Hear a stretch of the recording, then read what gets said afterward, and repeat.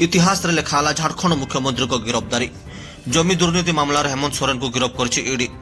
सोरेन होउछन्ति देशर प्रथम मुख्यमंत्री जे कि इस्तीफा देवार किछि मिनिट पर ईडी द्वारा गिरफ्त होइछन्ति। हेमंत सोरेन को गिरफ्त पछर रहिछि बेआईन जमी मालिकाना मामला।